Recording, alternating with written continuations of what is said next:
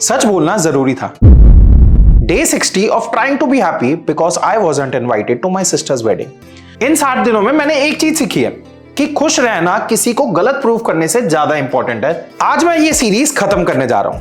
ये सीरीज शुरू करने के पीछे एक रीजन था कि मुझे मेरी बहन की शादी में इनवाइट नहीं किया गया था। बहुत लोगों ने रीजन पूछा, पर मैं क्या ही बोलता। जब एक झूठ की वजह से इतना ज्यादा डिफरेंसेस आ गए तो मैं क्या ही बोल सकता हूं, और मैं किसी को गलत प्रूफ नहीं करना चाहता था। और अगर आपने ध्यान दिया हो तो मैंने आज तक इन 60 दिनों में किसी का नाम नहीं लिया है और किसी को डिफेम नहीं करा है। अब मुझे लिटरली नहीं समझ आया कि मेरी बहन ने ये 30 सालों का राखी का बंधन क्यों तोड़ दिया और क्यों मुझे एक मैसेज या कॉल करना भी छोड़ दिया।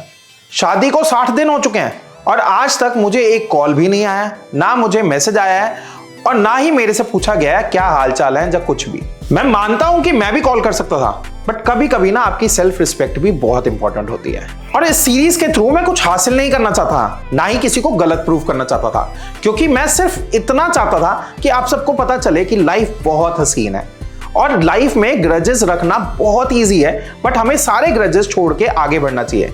इसीलिए अब मैं ये सीरीज खत्म करते हुए सिर्फ इतना चाहता हूं कि मैं आगे बढ़ जाऊं, मैं थोड़ा सा मूव ऑन कर जाऊं। मैं सारे ग्रजेस, सारे दुख दर्द छोड़ के आगे बढ़ना चाहता हूं।